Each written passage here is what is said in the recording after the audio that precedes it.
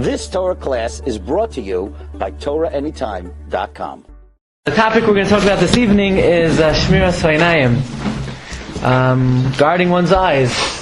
You know, these weeks, beginning Parsha Shemos, are known as the weeks of Shovavim. Weeks of Shovavim, right? Shemos, Va'era, Bai, B'Shalach, Yisrael, Mishpatim, stand for Shovavim, and traditionally it's a time that people try to improve themselves in areas of Kedusha, sanctifying themselves.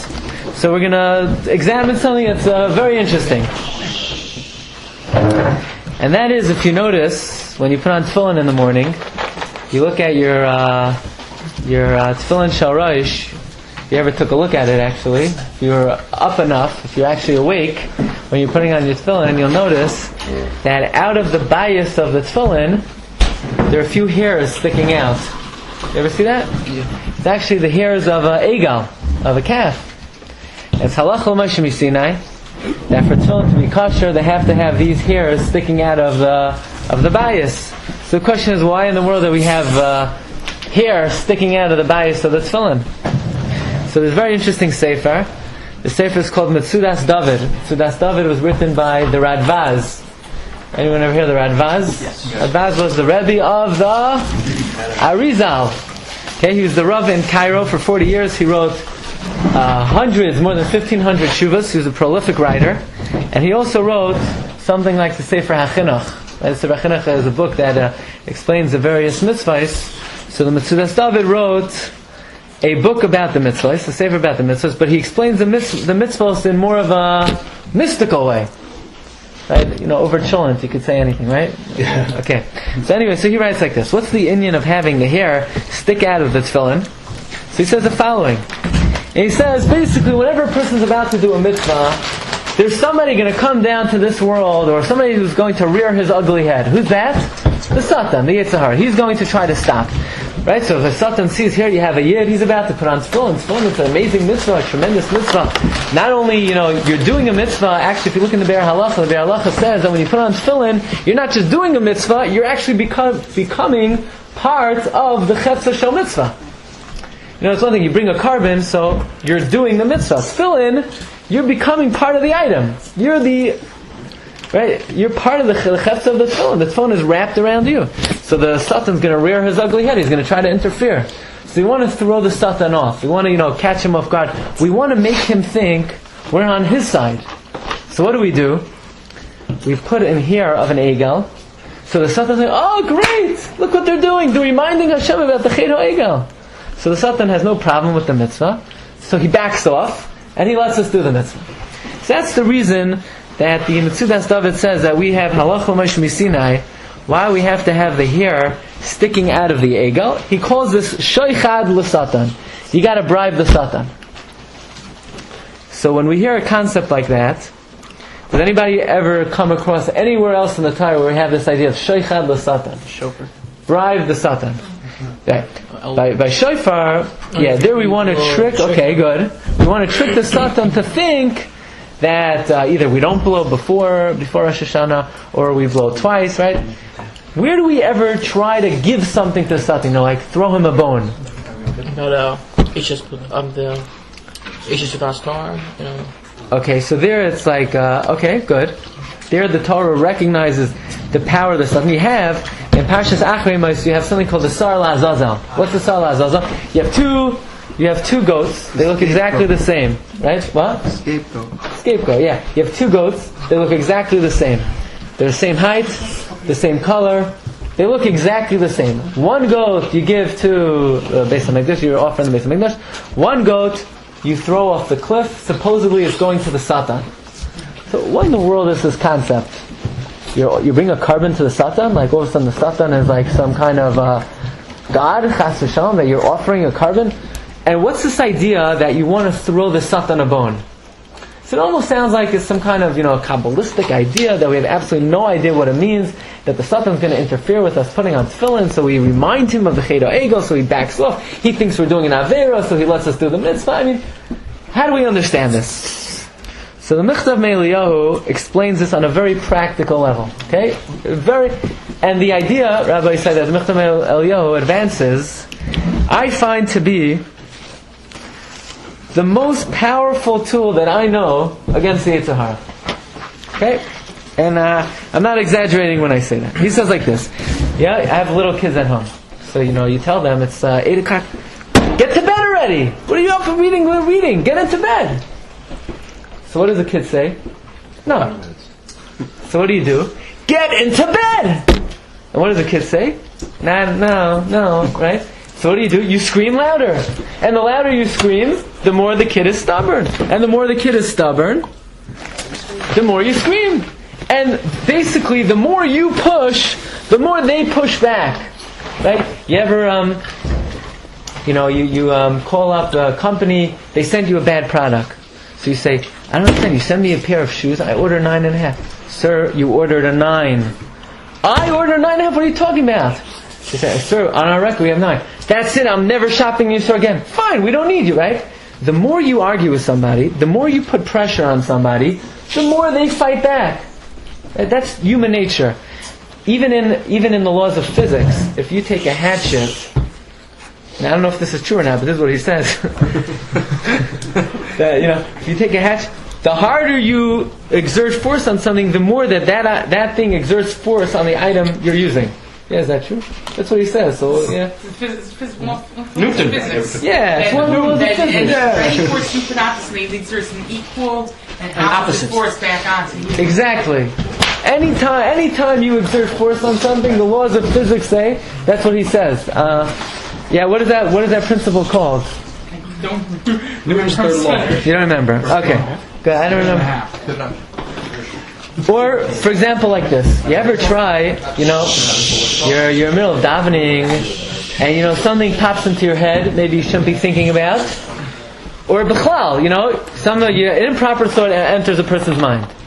So the more you say, okay, I'm not going to think about that, the more you sort of put pressure on yourself. Don't think about that. Don't think about that. Don't think about it. Guess what? The more you're going to think about it. The shape represents that just a strain. The more you press down, the more it's going to put more pressure back at you. That's what you're saying when you think about it necessarily. Or even there's a thing, if you go like this to somebody, they will go like that to you. Right? It's just an knee-jerk reaction, right? If you go like this, they'll do it softer. If you do it extremely soft, and if you do it very, very soft, they won't even respond. Sometimes the more pressure you put on something, the more pressure is exerted in the opposite direction. And it's the same thing when it comes to the Yetzer Hara. And here, the Mechtam Eliyahu says an amazing thing. Let's say you're in the middle of learning, and you're in the middle of learning Gemara, you're mamish in the middle of Tosfos, you've almost cracked what Tosfos is asking, and then all of a sudden, you feel, the phone is vibrating. What is that? Is that a phone, or is that, you don't even know. Even on Shabbos, people think their phone is in their pocket, right? So now you have a challenge. Should you open up the phone and see what it is? It's probably the alarm you set by accident that's going off, right? Should you see what it is, or should you continue learning? So the Yetzer Hara says, you gotta see who's on the phone. You never know. It could be, remember when you played the lottery 70 years ago? You could have won. You never know. And if you don't answer now, that's it. You'll never get the earnings. Or, maybe it's like an emergency phone call, the Yetzer Hara says. Maybe it's somebody who, right across the street, they're about to get hit by a car, and you need to answer the phone and go save their life. Right? That's what the Yetzer Hara says. So what are you going to tell the Yetzer Hara? Says in Mechtam Eliyahu, if you're going to tell the Yetzer Hara, how many times are you going to do this to me? It's more important to learn. I don't care what you say. I'm not going to answer the phone.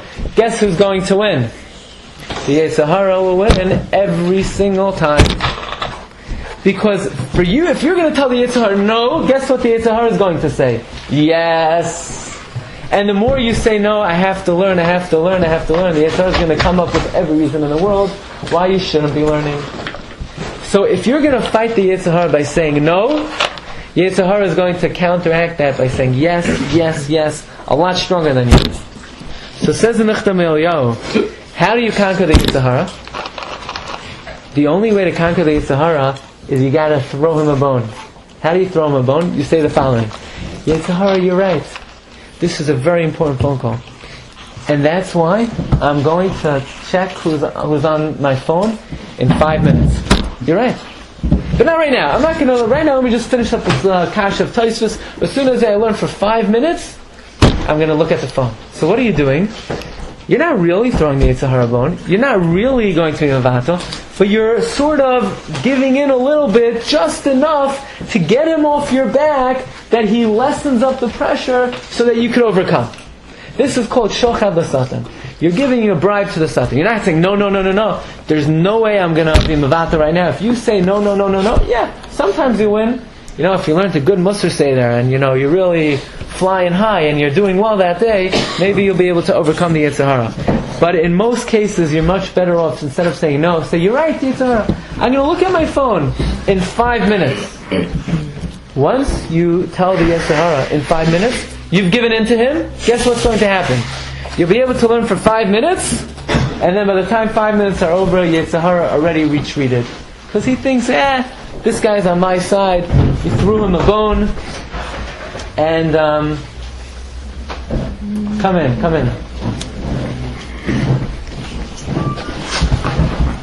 So this is the concept of what we call Sheikhad L'Satan. Baruch atah Adonai Eloheinu melech haolam she'akel na'im v'varei. I'll give you another example, and this is the example that is very helpful, that we're going to specifically talk about tonight. That is, you're walking down the street and you're confronted with a challenge. Should you look or should you not look? Yeah? So the Yetzer Hara says, look, just look. So what are you going to do? How are you going to overcome the Yetzer Hara? If you're going to tell the Yetzer Hara, no, I'm not going to look. So you know what he's going to say? Look.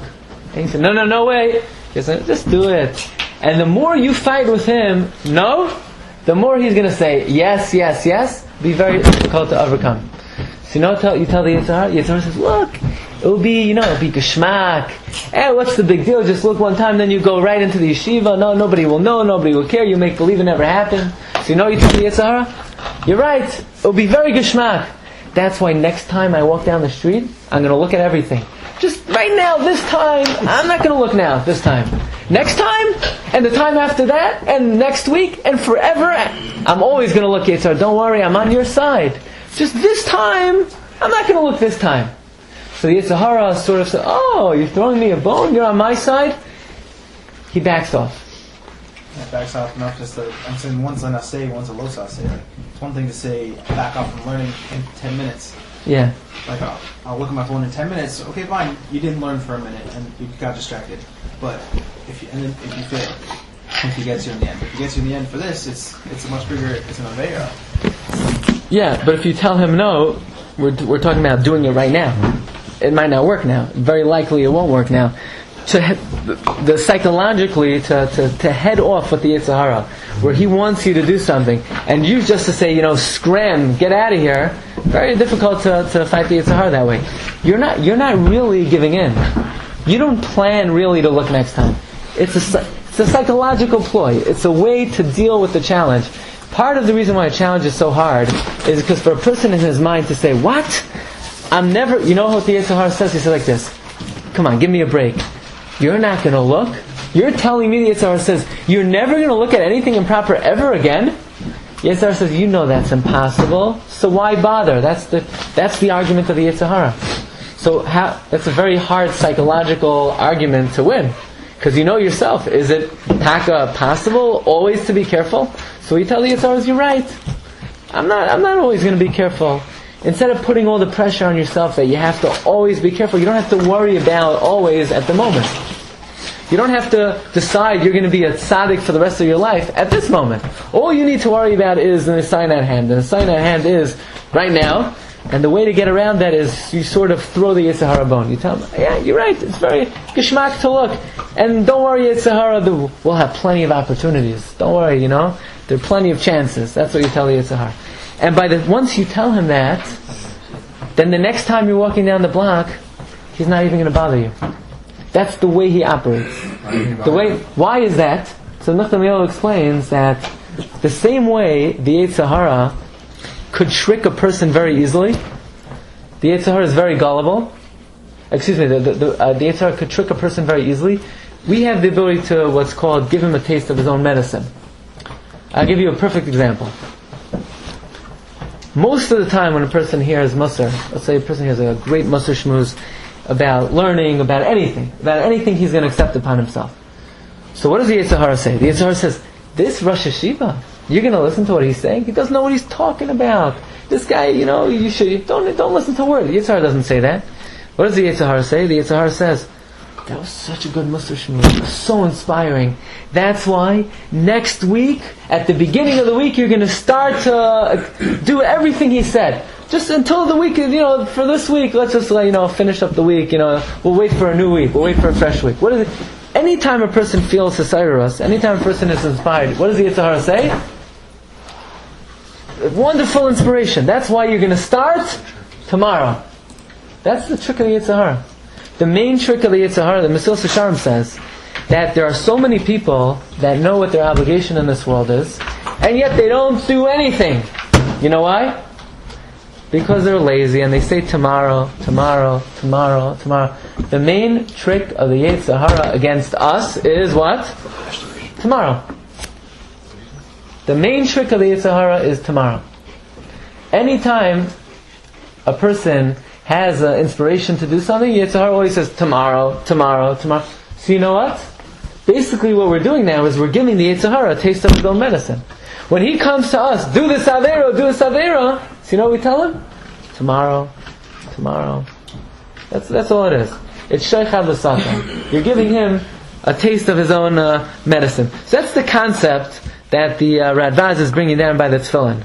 It's not really you wear tefillin to remind Hashem of the Chedo Egal. Well, I think you're wearing tefillin to remind Hashem. The concept behind it is, in order to get the Satan to back off, you have to sort of say, Satan. I don't mean you.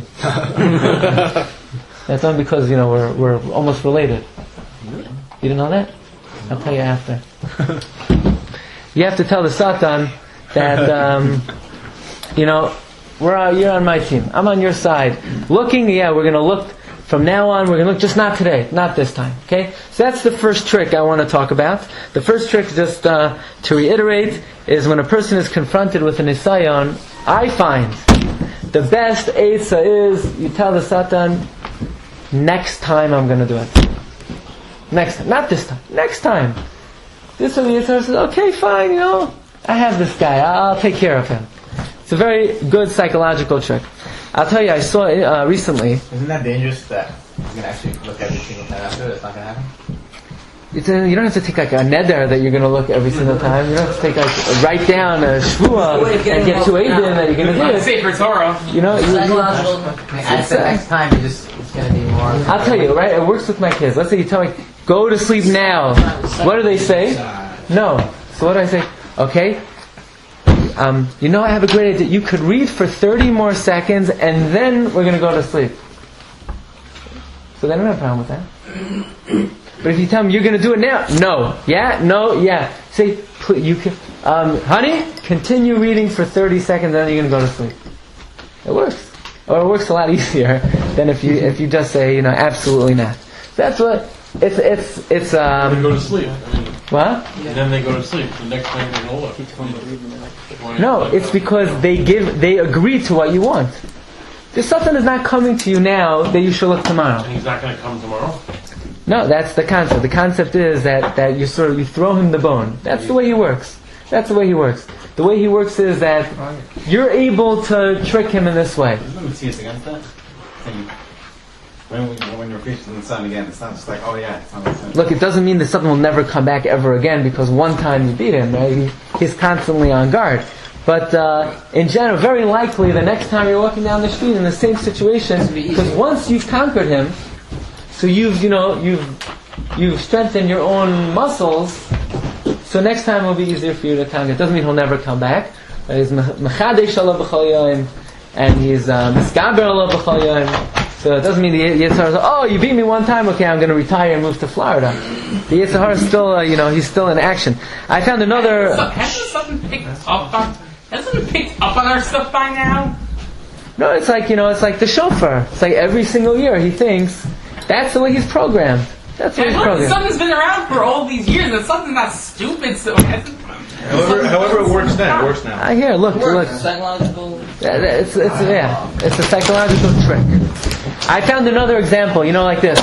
right? Getting up for Shacharis. There are some people that find it hard to get up for Shacharis. I once heard that in other parts of the world, some people have a hard time to get up for Shacharis.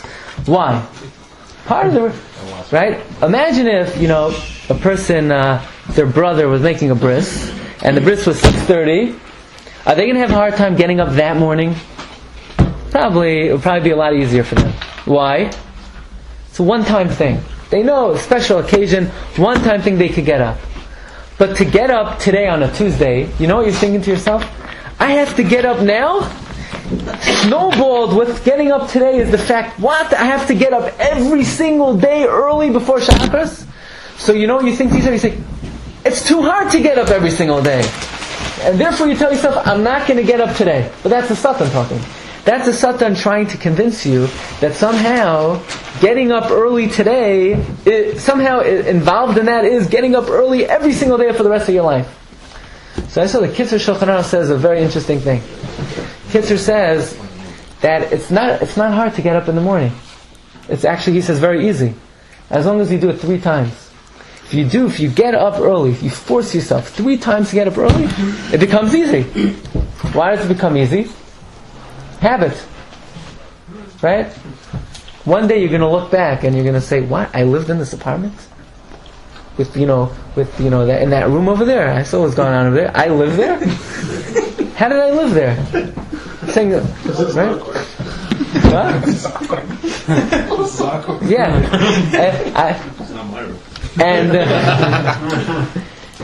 And probably when you first came into the room, it was probably a little difficult. It's like, what do you say? Skip this part? It still is. But after a couple of days, it's life as usual. That's the normal thing. You live in a closet, basically, right? That's life. Because a person can get used to anything. That's like, in the beginning it's very hard. But after a while, you don't even think about it. You don't even sense anymore. That's just life. So the Kitzur says, you tell the Yetzer Hara, when it comes time to get up in the morning, so the Kitzur would say to the Yetzer Hara would say, you're going to get up every single morning, and you're going to drag yourself out, and you're going to fight me every morning, don't even bother. So you tell yourself that, no, I don't have to do it every single morning. I only have to do it 3 times. Once you do it 3 times, it's easy. But that's a very similar technique. It's a very similar tactic. The tactic is to take the Yetzer Hara head on. And the Yetzer Hara says, don't get up, and you say, get up, it's not going to work too well. You have to be able to sort of say to him, you're right, getting up is impossible.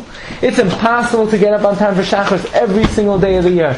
That's why, Satan, I'm only going to do it 3 times. And then once you do it 3 times, and I can say it becomes a piece of cake, but it becomes a lot easier. Okay? So that's the first technique. The first technique is, don't tell the Satan no, tell him tomorrow. Okay. You ready for the next one? The next one goes like this.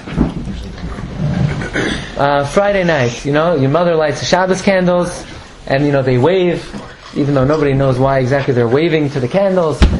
But and then they daven. Yeah, they daven. Why are they davening when they light the Shabbos candles? It's an Eis Ratzon. Why is it an Eis Ratzon? Shabbos. Why is it an Eis Ratzon? So Rabbeinu Bechaya writes in Parshas Yisrael, and he says a very important thing. Rabbeinu Bechaya says that whenever a person does a mitzvah, right, lighting the candles, that time that you do a mitzvah is an Eis Ratzon. So lighting the candles, it might be a mitzvah d'oraisa, it might be a mitzvah d'rabbanan, whatever it is. When you light the Friday night candle, it's a mitzvah. When it's a mitzvah, you do a mitzvah, it's an Eis Ratzon, it's an opportune time to daven. So therefore, women daven when they light the Shabbos candles. That's why. Awesome. Anytime you do a mitzvah, any mitzvah, it's an Eis Ratzon. In fact, the Chofetz Chaim used to say that people are very foolish. They daven, they say the benching. They say the first bracha, the second bracha, the third bracha, the fourth bracha. Yeah, and there could be many people, they bench with a lot of kavana, and as soon as they get up to the harachamans, they sort of zip through all the harachamans, as if the harachamans are not important. So the Chofetz Chaim would say, why do we say the harachamans after benching? The Chofetz Chaim says, you know why? Because benching is a mitzvah d'oraisa. You just did a mitzvah d'oraisa. So take advantage of the fact that now it's an eis ratzon and ask for what you need. Harachamani farnasein b'chava, you need parnasa, you need health, whatever you need. Ask for Eliyahu Hanavi. Chavetz Chaim says the harachamans are merely taking advantage of the fact that you just performed the mitzvah d'oraisa, so you want it to be an eis ratzon. It's a good time to daven. So I found an amazing idea. Okay, very, very nice idea. This is from the Rav Aaron Rata. You know who Rav Aaron Rata is? The Shari Aaron. You ever see the Shari Aaron on Chumash? Anybody ever see the Shari? So he says like this: if a person is confronted with an Isayon, let's say, you're walking down the street and the Yetzer Hara says, maybe you should take a look. So you should think to yourself, I'm about to perform a mitzvah d'oraisa. What's the mitzvah d'oraisa? Lo yisasuru acharei levavchem ve'acharei einechem. Yeah, it's a mitzvah in the Torah, not to control your eyes. So you could say, you know what? I'm going to take advantage of this eis ratzon. I'm about to perform a mitzvah d'oraisa of not gazing. I'm going to take this opportunity to daven to Hashem for whatever I need. Hashem, please make my team win the Super Bowl. Hashem, whatever you happen to need at the time. Hashem, help me understand Tosfos. Hashem, help me with my test, with whatever I need. Yeah? Hashem, help me make a good show on Thursday night. Whatever a person needs, a person should utilize the opportunity. He's performing a mitzvah d'oraisa. So the same way after you bench, it's a good time to daven. When you light the Shabbos candles, it's a good time to daven. When you're overcoming an Isayon, it's a wonderful time to daven. Now I'll tell you why this is a great trick. The reason why this helps, it's not because all of a sudden you're going to become like this holy man, you're going to start taking advantage of all these eis ratzons, of every time you walk down the street you're going to turn the other way and you're going to daven for what you need. It's also psychological. Why is it psychological?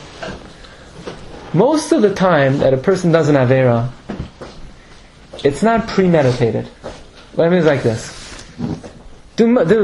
Most of the time a person doesn't sit there thinking, okay, let me think, how am I going to do this Avera? I'm going to drive down to McDonald's, I'm going to go into the store, I'm going to take... No. When do people do Averas? In the heat of the moment. Without any forethought, without any planning. So a person's getting involved in a conversation, and a certain name comes up, and you're talking, and all of a sudden the Lashon Hara comes out. A person wasn't planning on speaking Lashon Hara. Most of the time a person does an Avera, it's not premeditated. And most mitzvos, let's say Lulav and Esrog. You ever have a person, they have an Asayon not to take Lulav and Esrog? Of course not. Because why? They know. You have to sort of plan on doing it. You wake up in the morning, you go over to the Lulav and Esrog case, you open it up, you pick it up, you say the bracha, and that's it. I don't know too many people that have a nisayon not to take a Lulav and Esrog, or not to put on tefillin, or not to put it on mezuzah. Because by definition, it involves planning. Anything that involves planning, you're just going to do. You're gonna think what you need to do, and you're going to do it. Anytime you sort of think about it beforehand, it's very easy to do the mitzvah. The problem with Averos is that they just sort of come up in the spur of the moment they just spring up when you least expect it. So basically, why would a person violate, why would a person look? Because he's walking down the street, he has a million things on his mind, he's on the way to yeshiva, and without knowing it, he says, okay, just quickly look, and you're just completely caught off guard, and you just, sometimes a person will just do it. So what this Eitzah is saying is, no. Oh, you're transforming a challenge, which until now you were caught off guard. You're stopping for a minute, you're pausing, you're preparing yourself, and you're saying, this is an opportunity to overcome the Yetzer Hara. It's a mitzvah d'oraisa, and I'm going to use it. I'm going to utilize the opportunity to daven. I'm going to utilize the eis ratzon. So what you're doing is you're transforming a moment with which you would normally be caught off guard, you're transforming it into a premeditative moment of overcoming the Yetzer Hara. Does that make sense? Mm-hmm. Say yes. Yes. Yeah, thank you. Yeah, that's the idea. The idea is, besides the fact that what we're saying is true, that when a person does a mitzvah, they are fulfilling a mitzvah d'oraisa, and it's an opportune time to daven, but it transforms what transforms a moment that you're not ready for, a moment that you'd ordinarily be caught off guard. You're transforming it into something that you're prepared for. Usually, there's not a gap between the time that someone will look and meaning he's not preparing. Meaning he's not walking out his door and he's going to start davening usually. Right, but it's sort of the Yitzhar says, the Yitzhar sort of wants to just wash it, just do it, do it, get it over with, and move on. So now, what this is doing is it's putting it into slow motion. It's taking the moment, it's taking the challenge, it's putting the challenge into slow mo, and it's allowing you to stop and understand what's unfolding before you. Okay, let's talk about one final idea. Okay, and this is a little bit of a mystical idea also.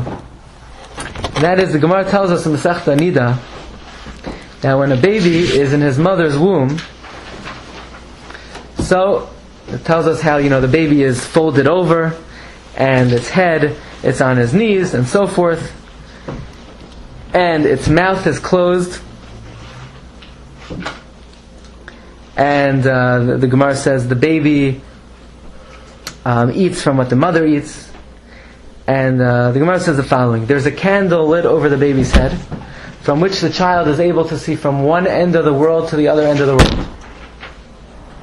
And a malach comes and teaches the baby Kol HaTorah Kula. And then the Gemara says, what happens? Everybody knows the malach comes and does what? Taps you on the lip. A.B. Randberg says, and you forget the Torah, even though what does the lip have to do with your mind? The answer is it has nothing to do with it. It's not referring to this. Actually, the Mefarshim say the mouth is referring to your mind. So when somebody has a bump on his lip, he doesn't forget his learning. It's when you have a bump on your head, you forget your learning. The piv represents your seichel, but that's a shmuz for a different time. Anyway, the Gemara says that when the baby comes out, the malach comes and makes you forget Kol HaTorah Kula. Okay? So you get the story. You're in your mother's womb. You see from one end of the world to the other end of the world. And you know Kol HaTorah Kula. And the moment you come out into La'avir Ha'olam, you forget everything. And by the way, you can't see anything either. Right? Your sight is very limited. You could see 10 feet in front of you. So the Hafla, you're learning Kedushin this year, right? So the Hafla also, right, there's the Hamakra and Kedushin, the Hafla and Ksubis. The Hafla writes in his introduction to Ksubis a very amazing idea. And the idea is that every Jewish person has two sets of eyes. Two sets of eyes. You have physical eyes, you have Einei Gashmias, you have physical eyes, and you have Einei Ruchnias, you have spiritual eyes. What allows you to understand Torah is the Einei HaSeichel, your spiritual eyes. These are the eyes that perceive the emes. These are the eyes that perceive the truth. These are the eyes that are able to comprehend the Torah. Talking about right side, left side function of the brain? No. Because different times of the brain, they think differently. Yeah, lefties have where they're... No, trying to abstract and thinking of stuff that's not right in front of you, you're supposed to perceive what's exactly in front of you. I hear you. We're talking about a spiritual... you have Einei HaSeichel. Okay? What's the function of the Einei HaSeichel in terms of the relationship to your physical eyes? In other words, how do your spiritual eyes work in relation to your physical eyes? Says the Hafla, the more a person is able to control their physical eyes, the stronger the spiritual eyes become. The more you sort of darken and blot out and not focus on your physical eyes, meaning, in other words, not to use them to indulge in Gashmias, the stronger the spiritual eyes become. Says the Hafla, that's why the baby in his mother's womb, how functioning are his physical eyes? They're not functioning at all, he can't see a thing. That's why his spiritual eyes see from one end of the world to the other end of the world. They're the exact converse of the physical eyes. The child's in his mother's womb, his eyes are closed, his Einei HaSeichel are open, he could see to the ends of the earth, and guess how much Torah he knows? The entire Torah, Kol HaTorah Kula. The moment he comes out into this world and his eyes are open, Gashmias! The Einei HaSeichel, the spiritual eyes close and all Torah is forgotten. Says the Hafla, if you want to be successful in understanding Torah, it works in converse proportion to how much a person is able to control his physical eye. So, we would think, understanding Tosfos, what does it depend on? It depends on my IQ. It depends on how smart I am. It depends, how much hachana I did, how much amelos I did. Well, yeah, it does depend how much amelos you did. But guess what it also depends on? It depends on how strong your einei haseichel are. And your einei haseichel are given a boost by controlling your einei gashmi. Every single time a person is able to sort of lower his einayim and say, you know what? I'm not going to indulge. What he should be thinking is, I am now getting a higher, I'm getting a better prescription for the glasses on my einei haseichel. Tomorrow when I go learn, my learning will be that much better. Because the einei haseichel work in reverse proportion to the einei hagashmi. And in fact, it's very interesting, some Sefer writes the following. Before the Jewish people got the Torah, so Hashem fed them a certain kind of food called man. And some Sefer says the man actually prepared them to receive the Torah. The man was sort of the preparation food to allow the Jewish people to accept the Torah. How? We all grew up thinking man was wonderful, right? Right? If I ask you, what's the best thing in the world? Man. Why? Because, in the morning you could think, I want the man to taste like Dunkin' Donuts. In the afternoon you could think, I want it to taste like this, right? Man was wonderful? No. The Chumash says it was torturous like death. Hashem afflicted us. What could be afflictive about the man? It tastes like whatever you want. Okay? I'll tell you why. Imagine if for breakfast, lunch, and supper I fed you this, and I said, think about, just eat it, and it will taste like whatever you want. After about 2 days, you jump off a roof. You know why? Because most of eating is not the actual taste, it's the satisfaction of the eye. The Gemara says a blind man is never full. Right? You could have two guys, they both eat a pie of pizza. If the person who's blind won't feel full. Because satiation has nothing to do with the food in your stomach, and it has everything to do with, if your eye sees a lot of food, you're satisfied. Satisfaction has to do with the eye. So Hashem said, look, I have to prepare Klal Yisrael for the Torah. I'll give them delicious food. But guess what the man looks like? Nothing. It was Ke'ein Havadah, close. It was Ke'ein Havadoilach. It was clear like crystal. Didn't look like anything. So Klal Yisrael, what they were doing was, they were weaning themselves off of the physical eye. In other words, they ate food, but didn't look like anything. And the more they were able to wean themselves off their einei gashmi, the stronger the einei haseichel became. And that is how Hashem prepared us for Kabbalas HaTorah. So basically, just to review very briefly, we gave three eitzos, three techniques to fight the Yetzer Hara in this inyan of Shmiras Ha'inayim.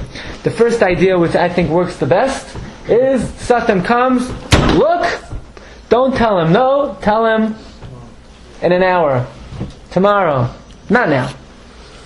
It's a very good trick. It's good for any Avera. You don't have to tell it. If you tell the Satan no, it's going to be very hard to overcome. That's the first trick. Second trick. Person has a nisayon, he says, okay, I now have the opportunity to be Mekayim a mitzvah d'oraisa. I'm going to use the opportunity to daven. If somebody is sick, somebody needs parnasa, somebody needs a shech, whatever it is. Use it as an opportunity. In your mind, say, this is a tremendous eis ratzon. I have an opportunity to perform a mitzvah d'oraisa. It's a good time to daven. And then the third eitzah is, in general, we should understand that every time a person is able to control his einei gashmi, to control his physical eyes, what he's doing is, he's being mechazek, he's strengthening his einei haseichel, and he'll be that much greater in his learning, in his ruchnius. I wish you all bracha v'hatzlacha. Thank you for listening. Have a wonderful night. You've just experienced another Torah class brought to you by TorahAnytime.com.